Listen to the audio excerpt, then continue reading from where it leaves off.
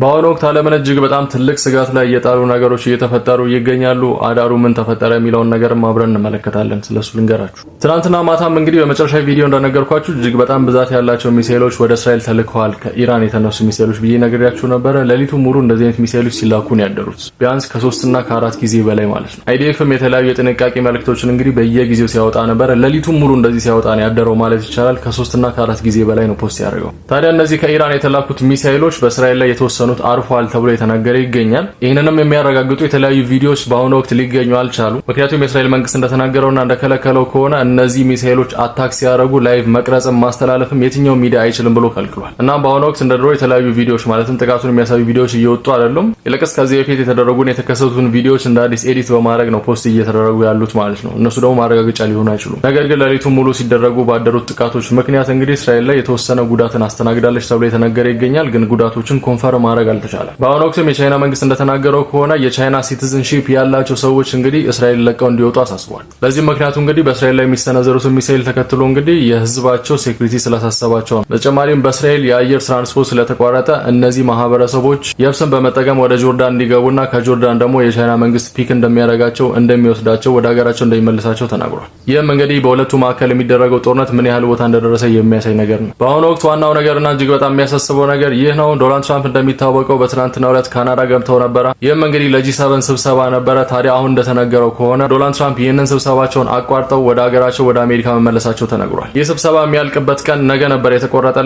ነገር ግን ዶናልድ ትራምፕ ባጋጠማቸው ድንገተኛ ነገር ወደ ሀገራቸው መመለስ እንዳለባቸው ተናግረው ይቅርታ ጠይቀው ወደ ሀገራቸው ተመልሰዋል ማለት ነው። ታዲያ ወደ ሀገራቸው በሚመለሱበት ወቅት ሁለትን ነገር አድርገዋል። ከዚህ ውስጥም አንዱ እንግዲህ ትዊት ያደረጉት ወይም የተናገሩት ነገር ነው። እሳቸውን በትሩዝ ሶሻል ሚዲያቸው ላይ እንደተናገሩት ከሆነ ኢራን ይህንን ስምምነት መፈረም ነበረባት፣ ነግሬያቸዋለሁ፣ እንዲፈርሙ አስጠንቅቄያቸዋለሁ። ይህ እጅግ በጣም የሚያሳፍር ነገር ነው፣ የብዙ ሰዎችን ህይወት ያሳጣል። በአጭሩ ለመናገር ያህል ኢራን ካኖት ሃቭ ኤ ኒውክሌር ዌፐን ብለው ተናግረዋል። ይህም ማለት መቼም ቢሆን ኢራን የኒውክሌር መሳሪያ መታጠቅ አትችልም የሚል መደምደሚያ ላይ ደርሰዋል ማለት ነው። ይህንንም ነገር ደጋግሜ ተናግረዋለሁ። ኤቭሪዋን ሹድ ኢሚዲየትሊ ኢቫኩዌት ቴህራን ብለው ተናግረዋል። ይህም ማለት እንግዲህ በኢራን ዋና ከተማ በቴህራን የሚኖሩ ሰዎች እጅግ በጣም በፍጥነት ቦታቸውን ለቀው እንዲወጡ አሳስበዋል ማለት ነው። ሲመለሱም እንግዲህ ሌላ ነገር ኦርደር አድርገዋል። ይህም እንግዲህ ካቢኔያቸው ተሰብስቦ እንዲጠብቃቸው ተናግረዋል። በተጨማሪም እንግዲህ ሲቹዌሽን ሩም ተዘጋጅቶ እንዲጠብቃቸው ኦርደር አድርገዋል። በአሁኑ ወቅት እንግዲህ ሲቹዌሽን ሩም ውስጥ ይገኛሉ ማለት ነው ዶናልድ ትራምፕ። ይህ ሲቹዌሽን ሩም እንግዲህ ስታብሊሽ የሚደረገው እንግዲህ ድንገተኛ ነገር ሲኖር ነው። በተጨማሪም እንግዲህ ወታደራዊ ኦፕሬሽኖች ሲካሄዱ እዛ ቁጭ ብለው የሚታዘቡበት ኦርደር የሚያደርጉበት ትዕዛዝ የሚያስተላልፉበት ቦታ ነው ማለት ነው። እናም ይህን ትዊትና በተጨማሪም ደግሞ ሲቹዌሽን ሩም ስታብሊሽ መሆኑን ተከትሎ እንግዲህ አሜሪካ ጦርነቱን ልትቀላቀል ነው ተብሎ እየተነገረ ይገኛል በአሁኑ ወቅት ማለት ነው። በአሁኑ ወቅትም የተለያዩ ዌብሳይቶች እንደሚያሳዩት ከሆነ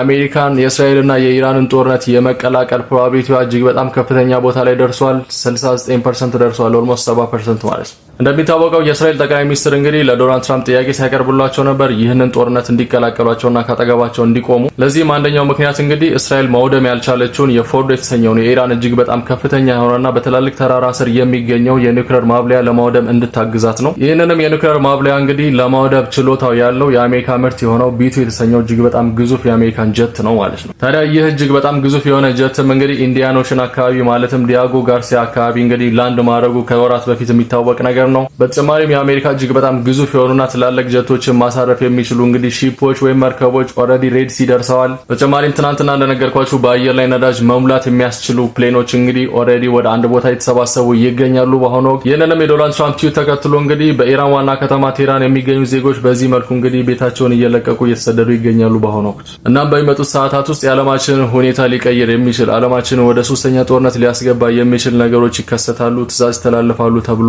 ይታሰባል ማለት ነው። መቻቸው እጅግ በጣም ተከታታይ በሆኑ የሚሳኤል ጥቃቶች እንግዲህ በእስራኤል ሀገር ውስጥ የሚገኘው የእስራኤል የስለላ ተቋም የሆነው የሞሳድ ዋና ቢሮ ማለትም ሄድኳርተር እንደተመታ ተነግሯል። ይህም ጥቃት በስለላ ተቋሙ ላይ ሲፈጸም የሚያሳየው ቪዲዮ በአሁኑ ወቅት እንግዲህ በተለያዩ ሶሻል ሚዲያዎች ላይ እየተዘዋወረ ይገኛል። ይህ ቪዲዮ ነው፣ ከኋላ የምትመለከቱት ቪዲዮ ነው። እንደምትመለከቱት በዋናው ቢሮ ላይ እጅግ በጣም ብዛት ያላቸው ሚሳኤሎች ማረፍ ችሏል ማለት ነው። ይህም ለኢራኖች እጅግ በጣም ትልቅ የሆነ ሰክሰስ ነው። በተጨማሪም እስራኤል በኢራን ትላልቅ ከተሞች ላይ እንግዲህ ጥቃቷን አጠናክራ የቀጠለች ትገኛለች። ማስጠንቀቂያም እየሰጠች ትገኛለች። ትገኛለች። በአሁኑ ወቅት በእስራኤል ጥቃት ምክንያት ኤሊሚኔት የተደረጉ ወይም ህይወታቸው ያለፉና በአሁኑ ወቅት የተተኩ አመራሮች ጥንቃቄ እንዲያደርጉ እንግዲህ እስራኤል አሳስባለች። አዲሱን የኢራን የጦር ጀነራል እስራኤል መግደሏን ይፋ አድርጋለች።